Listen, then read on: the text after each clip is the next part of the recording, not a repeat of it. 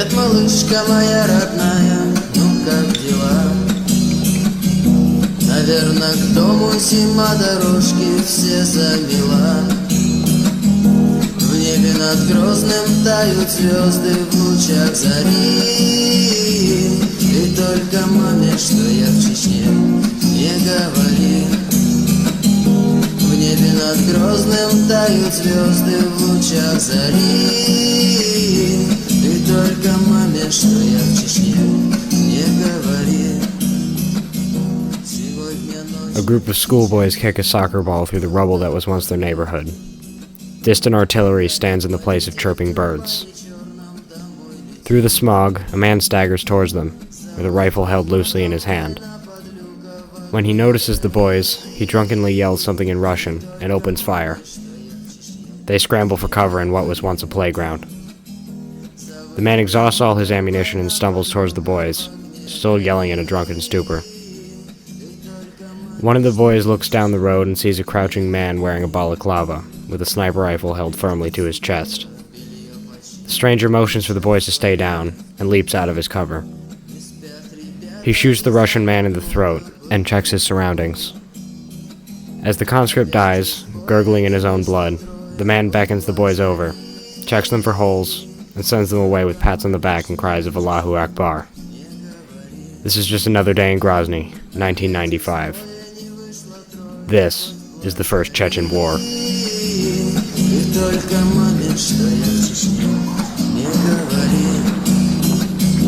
Опять с ребятами идем на караван. Горы стреляют, черная крепость, очкой Мартан. С другом Саней, что он вернется, держу пари. Ты только маме, что я в Чечне, не говори. Chechnya is a small mountainous region in the northern Caucasus. For hundreds of years, it was the Wild West of the Russian Empire. The Chechen people had a history of resistance, predating their eventual annexation. They firmly resisted the Russian invasion in 1817 during the First Chechen War, which saw the entire region come under the rule of the Russian Empire. Even under Russian rule, the Chechens were an incredibly independent people. This was in a huge part due to their faith. In an area dominated by Eastern Orthodox, Chechnya was Islamic, and proud of it. In 1917, amidst the chaos of the Russian Revolution, Chechnya was part of the breakaway Mountain Republic, until it was subdued by the Red Army in 1921. In 1944, during World War II, Joseph Stalin accused the Chechen people of assisting the Wehrmacht during Operation Barbarossa, Hitler's invasion of the Soviet Union. As a result, he exiled over 500,000 Chechens to the Gulag labor camps in Kazakhstan, where 1/3 of the Chechens would be worked to death. While they were in exile, Stalin would attempt to Russify the region, and he established the new regional capital of Grozny. In Stalin's eyes, Grozny was to be a Russian city, built from the ground up for Russians. In 1957, 4 years after Stalin's death, Nikita Khrushchev would repatriate the Chechens under his de-Stalinization program. But when the Chechens returned to their homeland, they found that they were but tenants of their own home. It was almost unrecognizable. Russians and Chechens would constantly clash in Chechnya until the mid-80s, when Chechens would become the majority in their homeland once again. But the USSR had begun to collapse. In September of 1991, the writing was on the wall. Drakkar Dudayev, a Chechen and former Soviet general, gathered fighters and threw out the Soviet Communist government. After a referendum confirmed his new position as president in October, Dudayev declared independence. Russian President Boris Yeltsin deployed troops to Grozny, but Chechen troops prevented them from leaving the airport, and they withdrew. For all intents and purposes, Chechnya was independent. When the USSR was formally dissolved on Christmas Day, 1991, Chechnya was not among the newly independent republics. It was part of the newly formed Russian Federation. Within Chechnya following the dissolution, ethnic tensions between Russians and Chechens would boil over, resulting in an exodus of Russians that crippled the Chechen economy. Chechnya continued to act independently, and for the time being, Yeltsin had bigger fish to fry than little old Chechnya. But Dudayev knew this wouldn't last forever.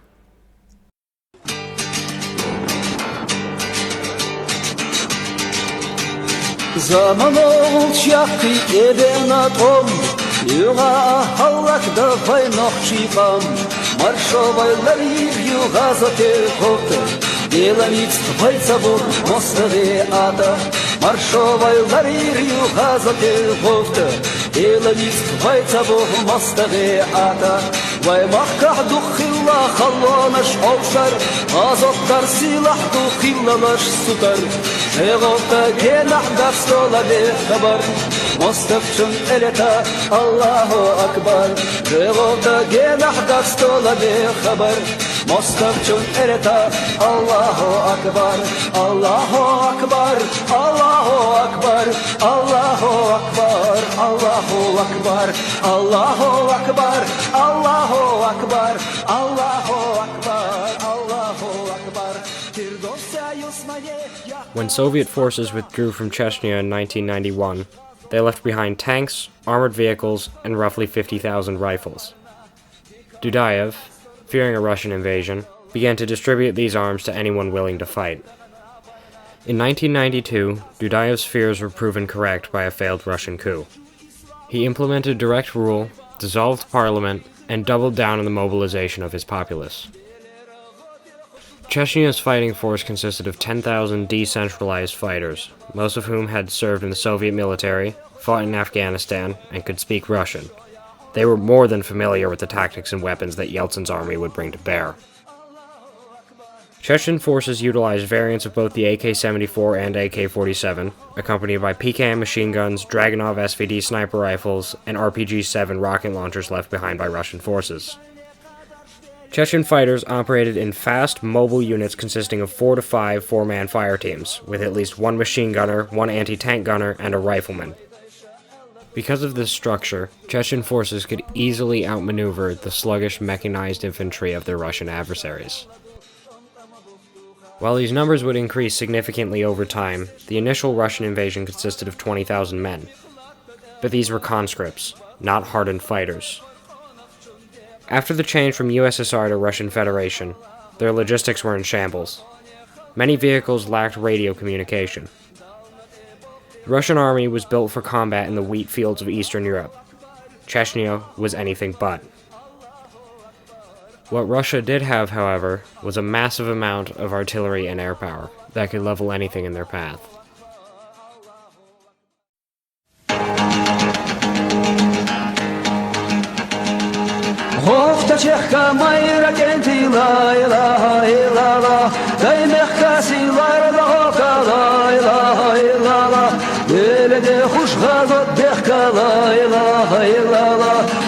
صباحا بزندلا لا إله إلا الله دير خشها ضدك لا إله إلا الله اور صباحا بزندلا لا إله إلا الله نظام برفج عرف بزلا. On December 9th, 1994, the bombardment began. 3 days later, Russia launched their operation to restore constitutional order to Chechnya. The assault was made up of 3 prongs: north, east, and west. The plan was simple. The mechanized might of the columns would blitz through the countryside and meet in Grozny. The operation was planned to be over in only a few days. Only a few miles into Chechnya, the north and west columns' blitz had slowed to a crawl due to constant ambushes. The eastern column was diverted to reinforce the northern column. Meanwhile, the western column had 30 vehicles set ablaze by civilians blocking the roads. 50 Russian paratroopers were captured behind Chechen positions attempting to seize arms caches. Yeltsin had specifically ordered his troops to show restraint, but to confuse conscripts who hardly knew why they were in Chechnya at all, this was near impossible. Civilian casualties quickly mounted. Despite heavy resistance and inclement conditions, the columns pushed forward. On the 29th of December, after a week-long aerial bombardment, the storming of Grozny began. Russian VDV paratroopers successfully took the airport and pushed back a Chechen counterattack. The main Federation assault on New Year's Eve was a resounding Chechen victory, with an estimated 1,000 to 2,000 Russian casualties. 200 Russian vehicles were destroyed. Much of the force was forced back to the city limits. The 131st Motor Rifle Brigade was wiped out entirely near the central train station during the initial assault. What follows is a recorded radio conversation between a Chechen fighter who had served in the 131st and his former commander, the former begging the latter to stand down. Алик, давай, может быть, как-нибудь, пока не поздно, отведите ребят, Алик, не делайте это, не надо. Вы в любом случае, Алик, пойми, и ты погибнешь, и я погибну. Что с этого толку будет? Сам правильно пойми, кто от этого выиграет. Мы же от этого с тобой не выиграем, понимаешь? Если я тебя увижу в бою, понимаешь, что ты отлично, не отлично, уже я тебя щадить не буду так же, как и ты меня, понимаешь? Ты лучше ко мне как гость приедь, Алик. Отводи ребят, не надо. Пожалей их матерей, пожалей их самих. Отводи ребят, Алик, дай команду. Я не такой большой начальник, чтобы давать такие команды. Алик, ну ты правильно пойми, я, например, тебе просто от сердца, да, и чисто желаю, чтобы ты живой, конечно, остался, но уйди лучше. А я такого выбора не имею. У меня есть приказ, и я его выполню в любом случае.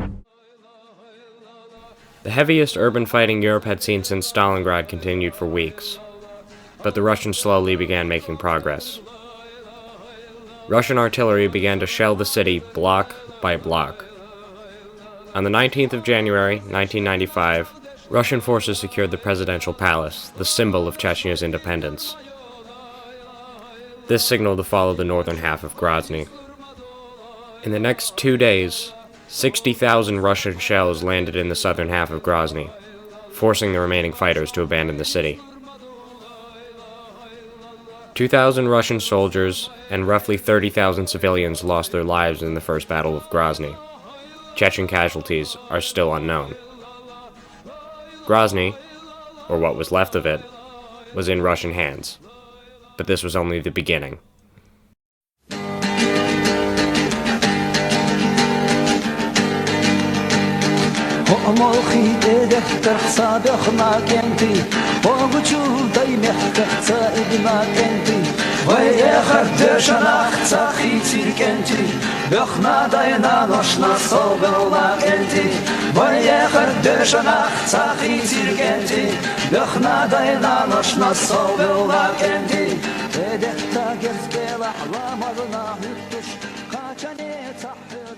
Chechen forces retreated to the southern half of the country, where they would mount a brutal guerrilla campaign from the mountains and hills. Neither side took prisoners.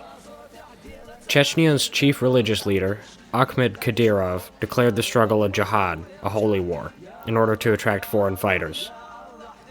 While not as many fighters showed up as he had hoped, they still bolstered Chechen numbers significantly. Many volunteers from the Middle East had fought the Soviets in Afghanistan. What the Islamic world lacked in willing jihadists, it made up for in Saudi money. Chechen fighters hid too high in the mountains or too low in the valleys for Russian vehicles to hit them. They deployed IEDs to major roads. Russian forces often encountered multiple ambushes in a day, sometimes even two simultaneously. Snipers fired from every hillside, every rock, and every window. Oftentimes, Russian conscripts would refuse to dismount their vehicles, and die where they sat when the Chechens brought RPGs to bear on their convoy. But the Chechens couldn't hide forever. The Russian military slowly but surely took control of the mountains, driving the Chechens into an increasingly small area. The situation was becoming desperate. In June 1995, Chechen Field Commander Shamil Basayev, who had served in Russian intelligence before the war, led a small group of men into the Russian city of Bajanovsk, where they attacked the police station and city hall. They then entered the city's hospital and took 1,800 people hostage, demanding a ceasefire. Russian police and special forces attempted to retake the hospital, but failed. They agreed to the ceasefire and allowed Basayev and his men to return home. The crisis was a huge morale boost for the Chechens and a political embarrassment for the Russian Federation. Both sides used the pause to collect themselves and rearm. the Russian military shifted more men from Grozny into the mountains. When the ceasefire ended, the war picked back up right where it had left off, as if nothing had happened. Boris Yeltsin was up for re-election in 1996, and the hugely unpopular war was not helping his chances.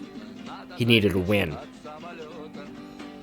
Russian forces traced the satellite phone of President Dadayev and killed him with 2 cruise missiles on the 21st of April, 1996.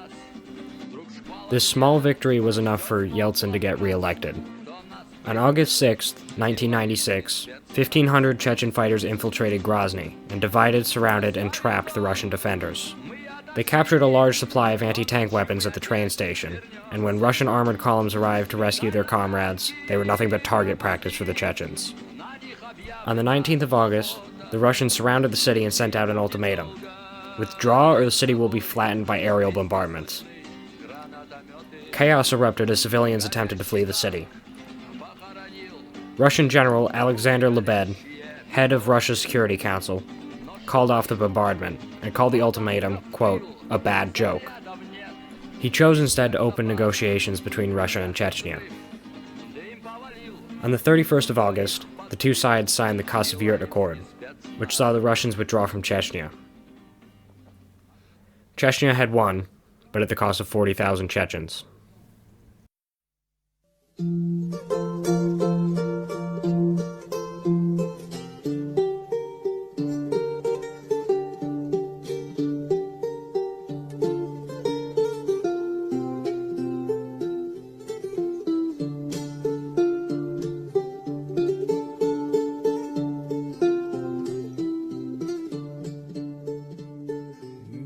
In 1997, a formal treaty was signed in Moscow. The border between Russia and Chechnya was to be respected, but not officially recognized. Chechnya was in shambles. There were no jobs because there was no economy. And to the people on the ground, the new government was practically worthless. The militia commanders from the war became warlords that did whatever they wanted. Foreign fighters stayed in Chechnya and radicalized the Chechen youth, who had nothing to lose. Kidnappings and gunfights plagued the still ravaged streets of Grozny. Chechnya was becoming disillusioned with independence. In 2002, the violence would spread out of Chechnya when Shamil Basayev, now a warlord, would lead an invasion into Chechnya's neighbor, the Republic of Dagestan. The autonomous Republic of Dagestan. The autonomous within the Russian Federation Republic of Dagestan. He invaded Russia. This, of course, caught the attention of a certain someone in the Kremlin.